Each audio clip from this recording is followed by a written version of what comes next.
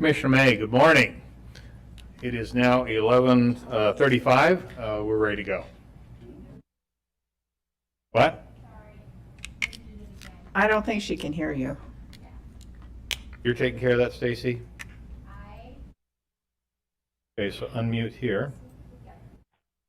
Commissioner May, good morning. Director Wong, good morning again. We're set here, ma'am. Okay, everyone here accounted for. All right, welcome to our pre-commission meeting. And before we start with, are there any announcements or concerns anybody would like to bring up? Comments about the agenda? Madam President, Director if I could, just a comment for Director the agenda. If you, when you get to the appropriate point, could you please refer and defer back to the staff on the regular agenda, item number 1 to 9 September, date certain. We have 1 or 2 more things to work through, and then we'll bring that back to you. All right, very good. Thank you. All right, hearing no other comments on the agenda, Director Wong, we'll turn it over to you for your update. Okay, thank you very much, Madam President, Commissioners. Good morning again. A couple items I'd like to talk to you about. First off, a tremendous topic, winter operations. I know it's going to be 100 degrees this weekend. However, I'm sure that you all have been following this as closely as our tremendous maintenance teams are, but the new Farmer's Almanac came out and has predicted lots of snow, blizzards early in February for our Midwest and the Northeast. That's the new Farmer's Almanac. The old Farmer's Almanac has said that we should be expecting snow. It will melt, but we should be expecting snow. You've probably also noticed that the leaves appear to be turning a little early this year, and some of our team members have also noticed that the wasp nests are a little higher this year. I hate to bring this up, but this is incredibly similar to 2017, the fall before Snowmageddon. So, just as a heads up, this is what the forecaster is looking at. Now, your maintenance team is absolutely ready, and they are already working plans for operations. But again, I want to remind all of you, this is going to be difficult. This is going to be different. With the COVID-19 challenges that are facing Idaho, CDC and Central Health recommendations, and of course our ACHD split operations, again, this is going to be different on how we attack the operation. Now, your mechanics are already prepping and working on all the snow equipment, the appropriate snow equipment, blades, that sort of stuff. And maintenance leadership under Jennifer is already coordinating crew requirements and strategies. We will have a formal presentation to you in the near future. But again, let me underline this last phrase. It is going to be different as we work operation. At this point, supplies are great. Contracts are in place and such, but it is going to be a challenge. We will be hosting ACHE's Commercial Developers Advisory Group tomorrow for our quarterly meeting. I believe it starts at 10. We will also be meeting with the Ada County's staff on Tuesday to review operations regarding noxious weeds and what strategy we may need to adjust going forward. I will give you a summary of that when we are complete. We are also hosting ACHD's ADA Advisory Committee on Tuesday at 11 o'clock and ACHD's BAC Advisory Committee at 4 p.m. Now, earlier this morning, I sent you all an article that was sent to your staff by a member of the BAC. I've got to say there's some very interesting ideas in this article relating to the potential of bicycle lane protections that is out there. And I have asked both Plans and Projects and Development Technical Services to look hard at these and see if we can try to find the ones that we can do a pilot project on our roadways to see how they react. More of that to follow, but at the end of the day, there are some very good ideas that I think we can experiment with and maybe provide a different type of protected bike lane operations going forward. Again, we will keep you posted on that. And of course, we're working with the BAC as we move forward. Now, 2 weeks ago, you asked me to look into the safety issues that Mr. Hubert raised regarding the new Vortex Road on the Mesa. I have, and in coordination with the Deputy Director of Development and Technical Services, we have both have been in discussions, the teams have been in discussions with Mr. Hubert, Boise, and the developer, and we have made several visits to the sites. At this point, I'd like to share some of my insights and thoughts on how we're going to move forward on this. Stacy, if you could bring up the slides, please. Okay, next slide. Just give you some orientation here. This is Vortex Road. This is looking up at the crest as it comes off of where the developments are going to be. Next slide, please. This continues to look up to show you some of the challenges of the slopes that are in this area. And next slide. I'd also like to draw your attention to the rather high curb that's there. We'll talk about that here in a minute based on the safety concerns that were raised. And as you can see, as you look down, there is a sloping, sweeping turn to the right. Next slide. Just to get you a sense of the angle going off the road, it is not a steep or a dramatic drop off. However, it is a drop off. Next slide, please. Next. Next. Now, as I said, we've been working in concert with the developer, Boise, our team members, and most recently, the developer has placed some very impressive boulders along part of Vortex to act as a safety barrier in case a vehicle was to depart the road. Next slide. As you can see, this continues to go down Vortex, and I will say this about the road. The road is cambered appropriately. It is graded appropriately. The speed limit out there is going to be 20 miles an hour, and based on what I saw these last couple weeks, I don't expect to see a very dense building program going into this. It's going to be a high-end neighborhood. Next slide. Now, as we get down to the bottom of Vortex, you can see that the boulders have sort of stopped, and we have sort of kind of a sharp turn there. Now, the reason I bring this to your attention is that it all looks great in today's weather and such, but my concern when we walked this a couple times was, how will this react during the winter? What will happen if we have a little bit of ice on this road? Next slide, please.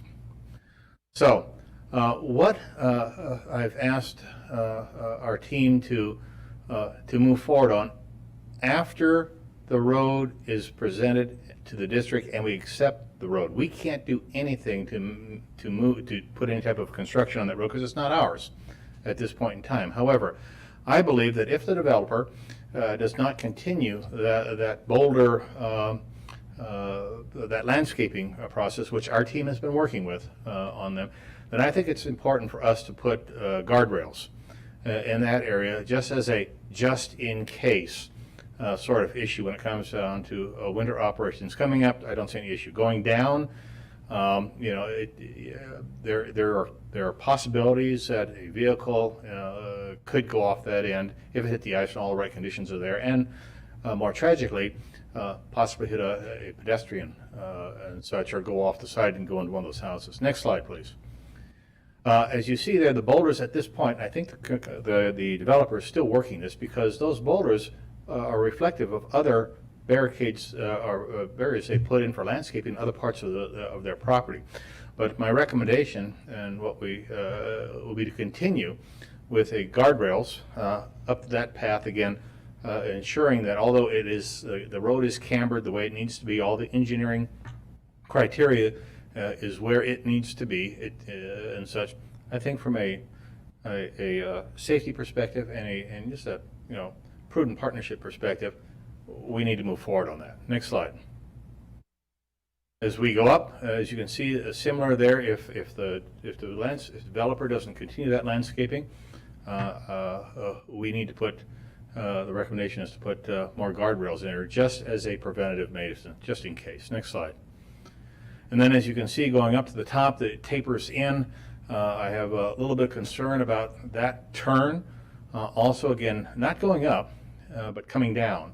The recommendation will be to, again, based on what the developer does or doesn't do, is to finish that off with a guardrail that will provide an additional safety measure for the residents and, of course, all the folks that are using that road. Next slide.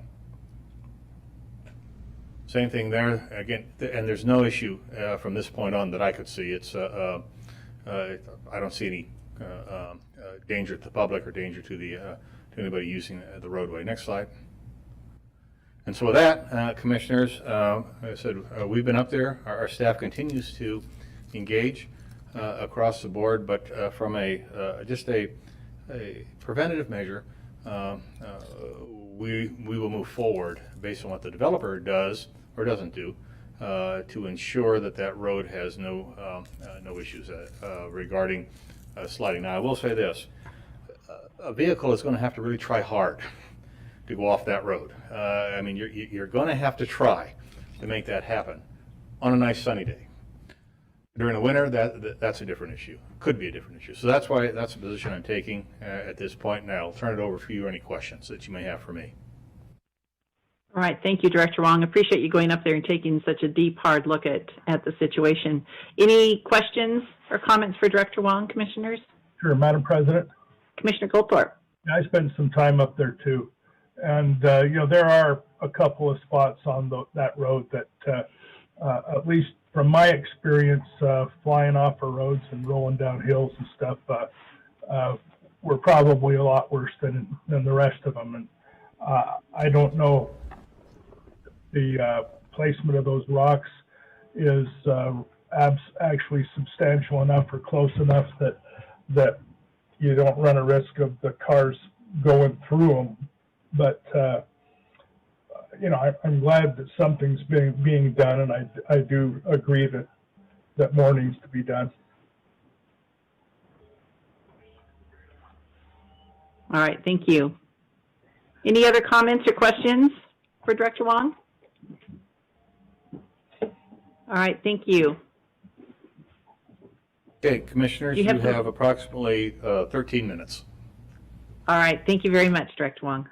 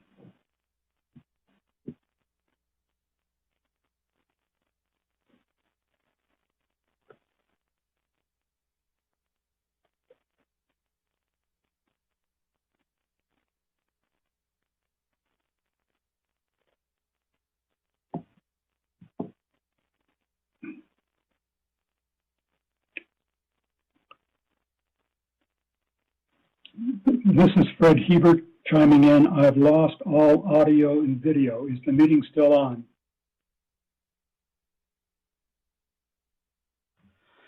Mr. Hebert, can you hear me? Yes, I can. Hi, this is Commissioner May, and yes, we will be starting back up here at 12 o'clock. Oh, okay. I just want to make sure that I'm not. Okay. You're dealing with a computer dinosaur here, okay? All right, thank you. You're welcome. Just a few more minutes. Okay.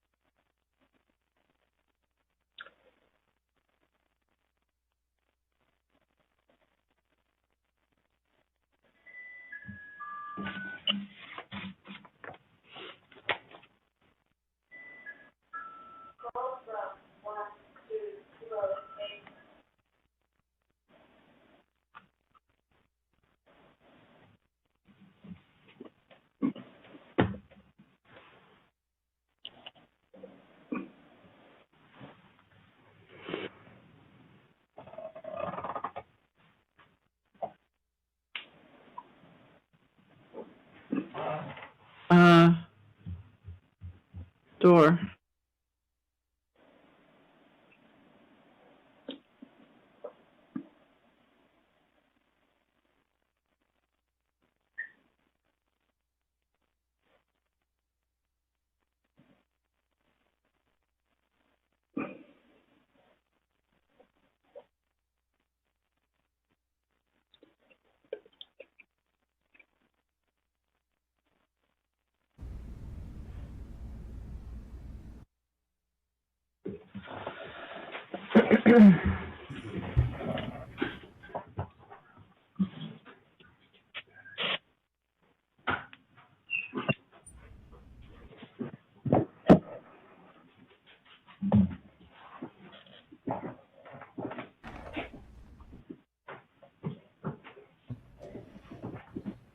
Commissioner May, Commissioners, good afternoon. It's now 12 o'clock. All right, thank you very much, Director Wong. Welcome back, everyone. I will now call our September 2nd Commission meeting to order. And Director Wong, if you would please lead everyone in the Pledge of Allegiance. You all stand, please, and follow me. I pledge allegiance to the flag of the United States of America and to the republic for which it stands, one nation, under God, indivisible, with liberty and justice for all. All right, thank you. All right, ladies and gentlemen, today we would like to recognize Katie Porter, ACHD's Development and Technical Services Construction Supervisor, for her outstanding performance. Katie, as our construction supervisor, has ensured all of our projects continue to meet the highest standards of excellence while also managing the very complex and demanding operational requirements that are always involved in ACHD's multi-million-dollar construction operations at local, state, and federal levels. Most recently, Katie was promoted to ACHD's construction supervisor and became Development and Technical Services' first woman to hold this critical leadership position. Katie, thank you for all that you do for so many, and congratulations. Well done.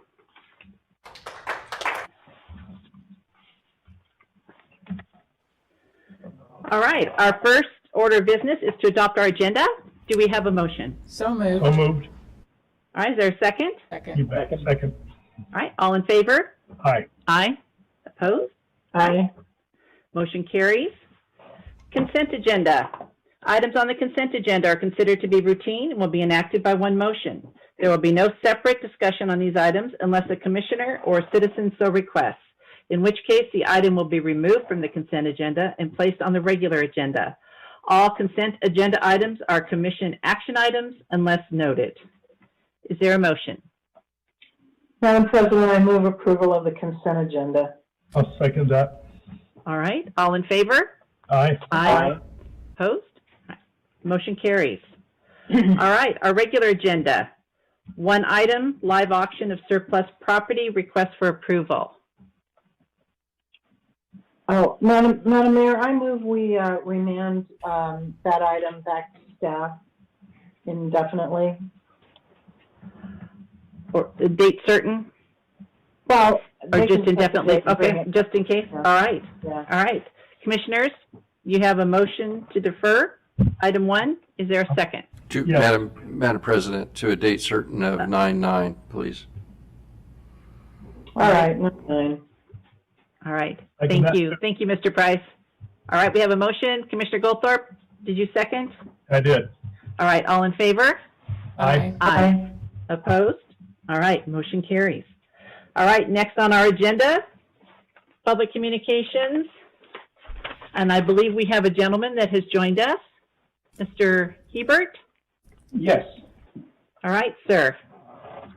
Very nice to meet you. I'm not sure, you can hear me, correct? Yes, we can hear you and we can see you. Okay, that's fine. All right.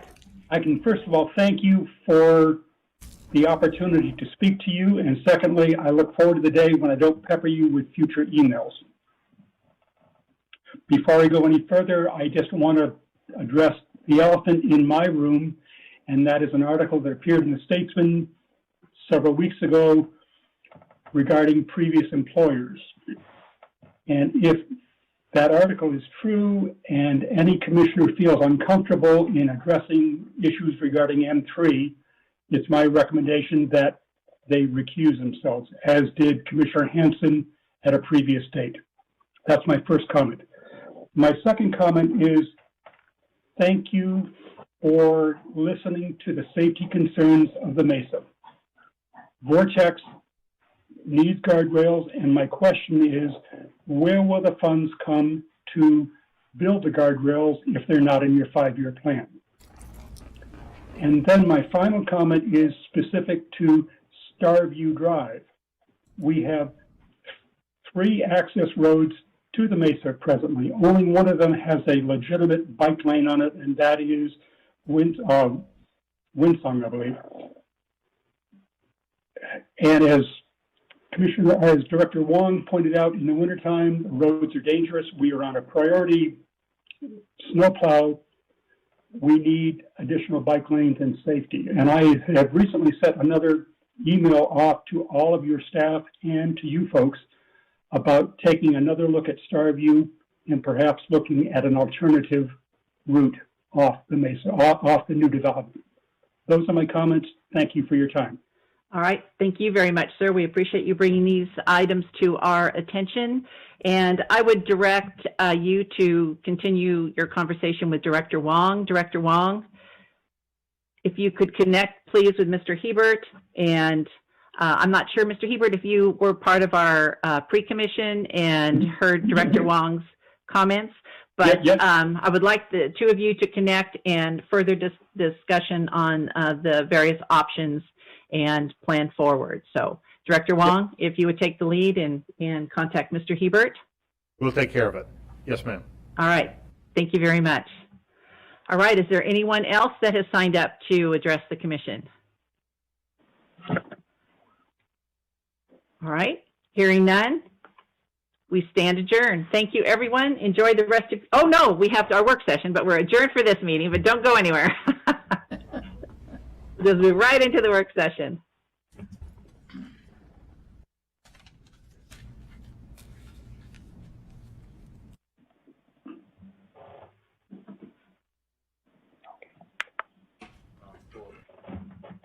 Trying to get you out to your irrigation, Sarah.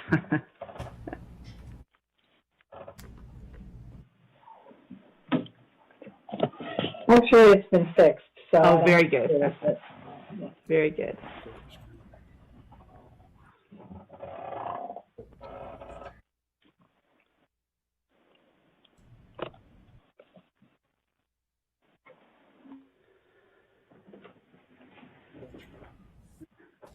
Thank you.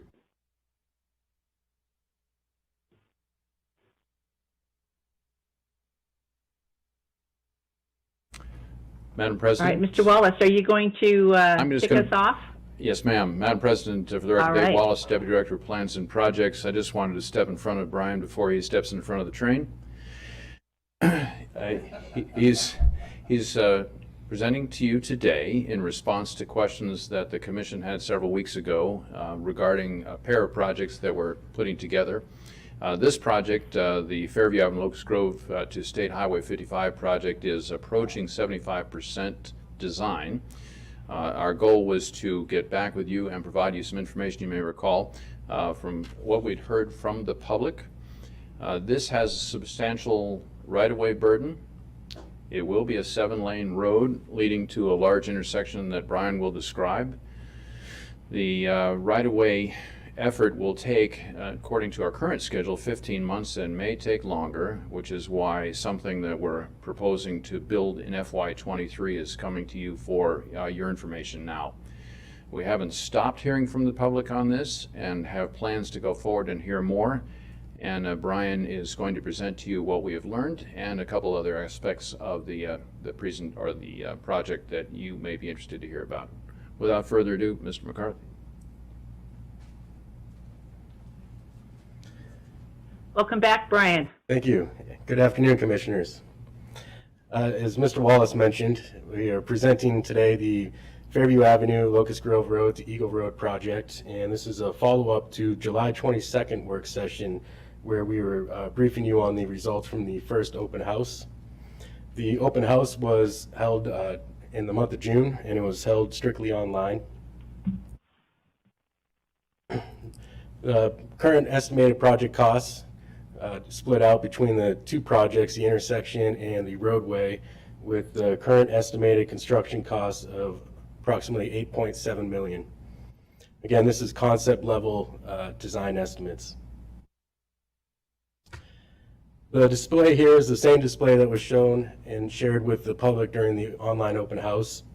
This is the intersection display that shows the widening of the Fairview and Locust Grove intersection to a 9x7 intersection. So that is 9 lanes on Fairview with 7 on Locust Grove. Each leg has dual left turn lanes and right turn lanes. We have continuous sidewalk for the entire length of the project, a 5-foot bike lane with a 2-foot buffer strip, and continuous street lighting. The intersection limits extend to the east for the widening along Fairview all the way to Eagle Road. For this segment, the widening consists of expanding the road to 7 lanes from its current 5-lane configuration, with the continuous sidewalk, the bike lanes, continuous street lighting, and the channelized turn lanes for the center turn lane. I also do want to point out at the Webbway intersection, it came as a request from the City of Meridian and also the Pedestrian Advisory Group to look at a enhanced pedestrian crossing at or about the Webbway intersection, such as a PHB. And that would be at the Webbway intersection. This display shows the crash history for 5-year history at the intersection limits. A total of 388 crashes within the project limits.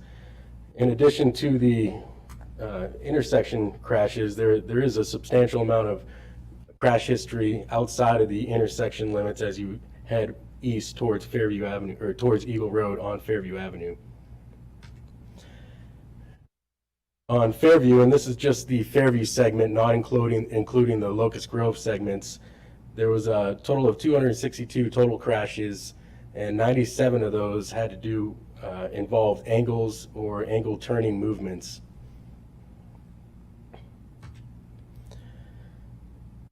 This display highlights the conflict points that would be present for a 7-lane roadway. So the left side shows the 7-lane roadway with the full access, and the right side slide shows the reduction in those conflict points with the implementation of the channelized turn lane. This figure here is directly from the FHWA, which includes the percentages of turning movements in and out of driveways for a typical roadway. 72%, or approximately 72% of those crashes involve the left turning vehicle. 44 of those percent is left turns out from a driveway approach. This picture was taken recently out on Fairview Avenue. So the pavement looks new, which it is. It was just recently repaved as part of a maintenance project. And with that, they striped a 5-foot bike lane in the existing pavement limits of the maintenance project.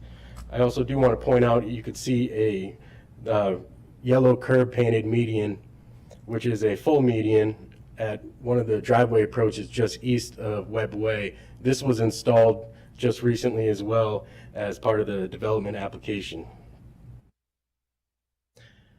With the project, we are proposing to turn that 5-lane bike lane, or 5-foot bike lane that is currently out there, into a 5-foot bike lane with a 2-foot painted buffer strip, which is considered a level 3 bike facility per the bikeway matrix. I also wanted to point out some other bike lanes and bike routes in the project area. So on Pine Avenue, which is just a half-mile south of Fairview, and parallel to Fairview, there is a 5-foot bike lane painted for about a 2.5-mile stretch parallel to Fairview, with about half the average daily trips of Fairview Avenue of about 15,000 on Pine Avenue versus 30,000 on Fairview. Some of the comments that we heard, these are some of the more common comments that were heard from the feedback, were general agreement with the addition of the traffic lanes to increase the traffic flow and capacity of the intersection. Agreement with the addition of bike lanes. However, there were many comments that would like something more than the buffered bike lane. There was concerns regarding business access with the implementation of the channelized turn lanes, and agreement with the continuous sidewalk throughout the project. However, some would like more for pedestrians. And as mentioned, the pedestrian hybrid beacon at Webb Way, which was not shown during the public involvement, but is something that the team is looking at implementing as we move forward. The questions that were asked was very general. It's how do you feel about the design for Fairview, Locust Grove to Eagle? And about over two-thirds were in favor of the proposed design. The majority of the respondents either live in the area, or they commute through the area, or they frequent businesses along the corridor. Next steps, we're, as mentioned, currently at the concept design. We are going to proceed with the 75% design phase. With that 75% design, we are going to have another open house to show what's changed and what we have from the original concept design. We're looking at a final design submittal in April of 2021, which we will then head into the right-of-way phase. We have 15 months, which is a fairly aggressive schedule for the amount of right-of-way required for this project, and construction plan for fiscal year 2023, starting late in calendar year 2022 and running through that summer. And with that, I'll stand for any questions or comments. Thank you, Brian. I think I mentioned last time, and again, apologize that we ran out of time for you to do your preliminary presentation to us, but I have some serious concerns about the painted bike lanes. I'm just, that is such a busy, heavily traveled street. So I would really like to see us explore maybe some additional options or other avenues that would be open to us rather than just the painted bike lane. And I know some other commissioners have some concerns about business access, and I'm sure they'll bring those up today too. But I'd like to, and I'm glad we're only at the 35% marker for our design, but those concerns that I had before are still there, and I just am just not in support of those painted bike lanes. So they just don't, I don't think, meet the safety requirement out there. So I would like to have further discussion about that. But I'd like to hear what the other commissioners have to say too. But thank you very much, Brian. Commissioners, comments, questions for Brian? I have some comments. Commissioner Arnold. Thank you. I share those concerns about the painted bike lanes. Director Wong and I had a long conversation about this a few days ago, and we are going to have to look at some different options there. Having just paint for bike lanes it's just not going to work. So I think we should look at the possibility of raised bike lanes, like the ones that went in on the new Cloverdale overpass. That seems to provide a better separation from traffic. Or we may need to look at something like a multi-use pathway, 10 to 12 foot wide sidewalk that would be used for both bikes and pedestrians. There'll be some challenges with that, to try to see if there's a way to separate the two uses on the multi-use pathway, and we may need to have some discussions with the land use agencies about speed limits for bicycles when they're using those pathways. But I share the concerns that paint and the current design, it's just not going to work. All right, thank you. Madam President? Commissioner Goldthorpe. Pretty much the same here. I think we ought to go so far, and this is because in the 6 years that I've sat on the commission, I have yet to see any real success in what we do with bicycle lanes, inspiring people to toss their cars and get on bikes and drive into wherever they work, shop, play, go to school or whatever. So I think we really ought to go right to the meat of this and start doing something like creating multi-use pathways as our primary fix or treatment for bicycles on wherever it's wherever we have available right away. And if we don't, we should buy it. But I think we should go that direction as fast as we can, and for certain with this project. All right, thank you very much. Madam President? Commissioner Baker. Yeah, I tend to agree. I guess I have a question for Brian. Have we done any counts of actual bicycle use on Fairview in this section to date? Do we know how many people actually ride bikes in this section? We don't have any actual counts of bikes currently using this section of Fairview.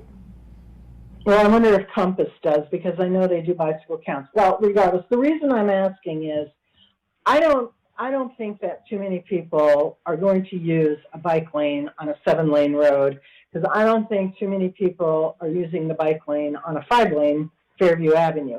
It is a principal arterial. We should not be encouraging people to use bike lanes on Fairview Avenue. Pine, we had our budget meeting last, a week or two ago, and what we learned there was that people want low-stress bike networks, and we're getting this from a lot of sources as well. Well, Pine is an actual place where we can do that. It has less traffic. There are ways of getting to and from Fairview Avenue from Pine Avenue, and we should be encouraging people, if they're going to be using it as a recreational or even a commuter, to go down to Pine. We're spending a lot of money for bike lanes throughout this community, and realistically, they aren't used. I mean, we might want to wish it, we might think it, but it's really not happening. And so we need to be doing an accommodation a different way. Low-stress bike networks. A multi-use pathway is probably a good idea as well. It would also mean we could maybe even make it a little less, we wouldn't need as much right-of-way, because we would be separating that from the roadway with, a grass strip or something. The problem also with Fairview is, even for a multi-use pathway, which we probably should have regardless, but there are so many curb cuts for driveways. And I don't know if we could ever get to the point where you would be able to do away with a number of them and consolidate them. Last time we had a conversation about Fairview and medians and consolidation, I mean, the whole thing it was just a disaster. So I don't think that's going to happen, because I don't think any of those businesses are going to give up their particular driveway, which also becomes then problematic for encouraging bike usage on even a multi-use pathway on Fairview, because people are going to be coming and going and bikes, and I think it's just going to be a disaster. But I do think what we need to do is encourage Pine as the pathway that people use to go east-west, or go even up to the north of Fairview. I guess Chateau would be another good one. But I don't think we should have a bike lane on Fairview at all. Not a separate bike lane for just bikes. We shouldn't do that. All right, thank you, Commissioner Baker. Commissioner Hanson, did you have a comment? Yeah, I just want to reinforce a lot of the same comments that were made. As Commissioner Baker pointed out, just paint on a major arterial, whether it's 5 or 7, is just simply not safe. People do cycle along there. They go to businesses, and but they do it on the sidewalks, and they weave in and out of parking lots because that's the preferred. That's safer because people aren't driving nearly as quickly.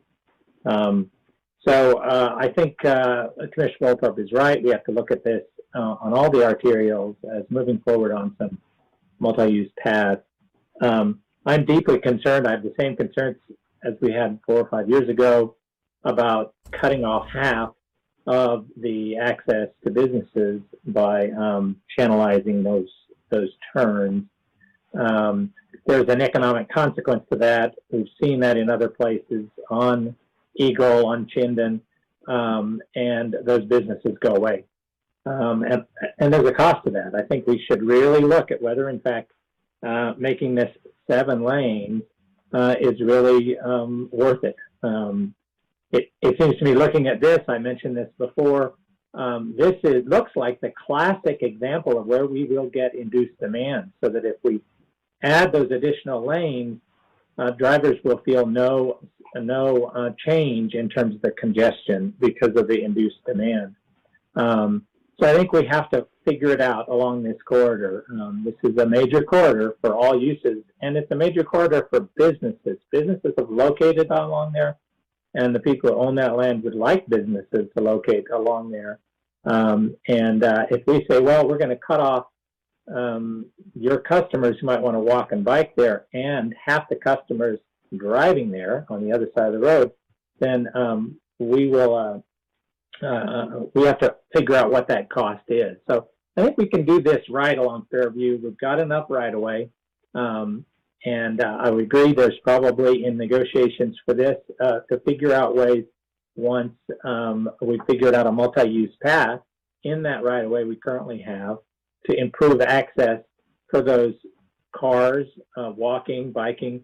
It's also a transit corridor. I must point out there's a lot of bus routes, at least on the eastern end of that, and I anticipate there will be a lot more as time continues. And so we really have to consider how transit uses that. And often we can integrate, we're looking at this on State Street, fully integrate a transit lane with a business access lane, so that those businesses also get the benefit of people arriving and departing from transit. So I think we have a long way to go to get this right. I'm very encouraged that we all agreed we should at least have some tools, so it's not just sort of a feel.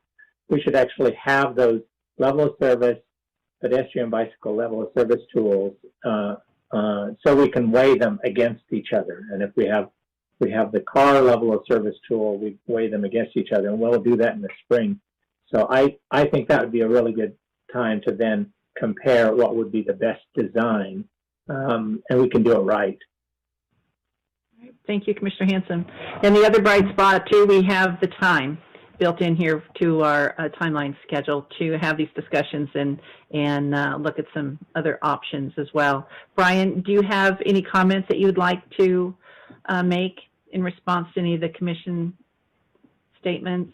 Well, Madam President? Oh, I'm sorry, Commissioner Baker? Yeah, I just want to, I don't understand what you're talking about, Jim. I'm looking at the VRT map. There are no bus lanes on Locust Grove or on Fairview between Locust Grove and Eagle. There are no bus lanes on Fairview between Milwaukee and somewhere in Nampa. So I don't understand what you're talking about, this being a transit corridor. Maybe they're thinking about doing it in the future, but it sure isn't now. And as far as the using it, if this is a principal arterial, okay, it's like one step down from the freeway. I don't think we should be encouraging people to use bikes on a principal arterial. So, Brian, what I would like you to do, if you could, is contact Compass and find out if they've done any actual counts on this section, or even anywhere on Fairview for that matter, in terms of how many pedestrians use it, how many bicycles use it, because I think they might have something. And if they don't, that's fine too, but I would like to actually know what the facts are on the ground, because I think we assume a lot of things on facts that are not in evidence. So if you could do that, that would be great. Thanks. We can do Thank that. you, Commissioner Baker. Thanks, Madam President. If I could just clarify, I think Commissioner Baker misinterpreted. We're going to be building this. Yeah, we're going to be building this for the next 50 years, perhaps 100 years. We're projecting out car traffic over the next 50 years, many years. Yes, you're correct. There's not currently transit service on that west end, but Boise is paying for transit services to the east, and it just makes an eminent sense that transit services would be connected because this is a major arterial, not just a major arterial that we should just only reserve for cars like the interstate, but actually a major multi-use arterial because there's businesses along there and there's residences along there. So that was my choice. I'm sorry you misinterpreted it. Well, that's true, but if you put a bus lane on a 5-lane arterial with the traffic that's anticipated and the growth in Meridian, that's not going to solve any problems. Having the extra capacity is what's needed in order to make a bus lane work. That's what we're going to be doing on State Street. It's going to be 7 lanes. Fairview actually, I think, probably gets more traffic than State Street. So, I mean, to not expand it is I think, foolish and short-sighted. All right, thank you very much. Mr. Wallace, I see you back at the podium. Madam President, so this has been a work session. Thank you very much. We have heard your comments and are looking for your direction. If I could clarify, the schedule you see on the board at next steps, although it seems like, I know that Brian said concept, but in about 5 minutes, we're going to be at a design submittal, so next month. And if we are to start acquiring right-of-way for the design we have in hand, we need to stick to this schedule. The right-of-way isn't listed there, but the right-of-way acquisition begins in March. And again, that's essentially tomorrow. So are you directing us to return? Do you want a further design put in front of you? Are there some specific requests you'd like for us to bring back in a session where you can give us some direction and we can respond? Madam I think we President, would like to have you come back and address some of the concerns and options that we've discussed here today. Commissioner Goldthorpe? yes, absolutely. I would love to see a design that included multi-use pathways. Thank you. Madam President, my suggestion was simply Commissioner Hanson? to add a year to that. So we have preliminary design submittal in October of 2021. By then, we will have the tools that the Commission's already asked that we incorporate. I mean, this is a major build. It's going to be there for many generations. So let's do this right. We don't have a rush. So I'd say preliminary design submittal October 2020, and the other dates would then fall in. So I'd add a year to what's submitted. So, Madam President, I hear that we should probably not go forward with an open house with the current design in November. Is that correct? Correct. Yeah. Commissioners, is that the consensus? Yes. Yes. Well, Everybody's nodding, or? except what I guess I'm confused. If you I have think- a preliminary design submittal in October of 2020, granted that doesn't give you a lot of time to reconfigure it for a multi-use pathway, but you could certainly be on that track, couldn't you? And perhaps even go to the second online open house is basically give them those options of, okay, here's a bike lane that parenthetically no one uses, or here's a multi-use pathway that perhaps people use. I mean, that could be that's at the second online open house. Get that additional feedback. Yeah.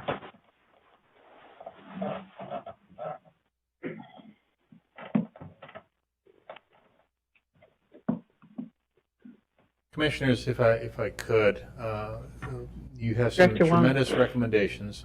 I would recommend that, again, we do defer for the time being and come back to you with after the staff has had the opportunity to digest and start looking in other directions, come back to you with an updated timeline at this point, unless anyone has some real heartburn about that. It won't Nope, impact I think the that's project. appropriate.